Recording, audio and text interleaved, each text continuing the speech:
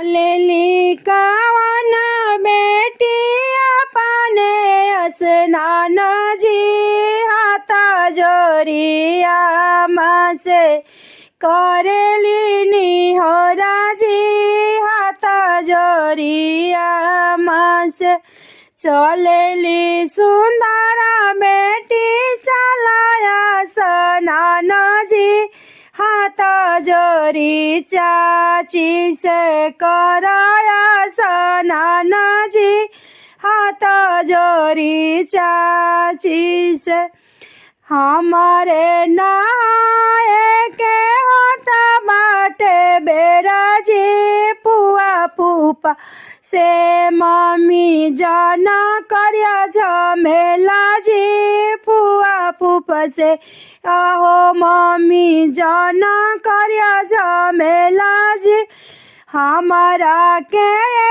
बेटी जाना समझावा जी तोहार फूफा बेटी हवा 420 जी तोहार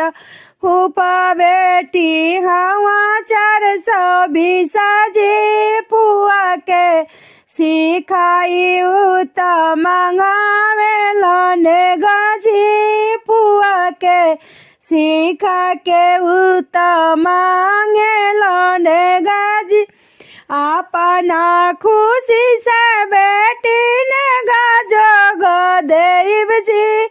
अपना खुशी से बेटी ने गजग देव जी जानर मनर करिया फुआ उहो छीन लेहब जी जानर मनर करिया फुआ देहले गछिनब जी ना कुरनु कुर करिया बुआ देलो ने गछिनब जी ना कुरनु कुरु करिया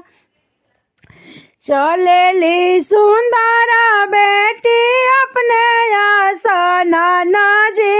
हाथ जोरी भाभी से करेली निहोरा जी हाथ जोरी ई भाभी हमारो नहाय के भाभी हो ताटे देरा जी दीदिया के नेगा देवे में देरा जानी करिया जी दीदिया के नेगा देव में तो हारा जी जा बाबी हवा रंग बाजा जी अपना ही धनिया के दियाल सिखाई जी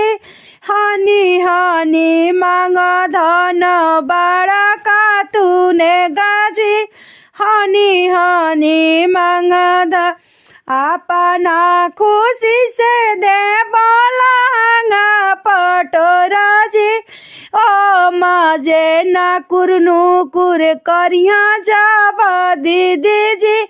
देहला लहंगा उनका हाथावा से छीनब जी देहला लहंगवा उनका हम छीना ले हब जी देहला लहंगवा।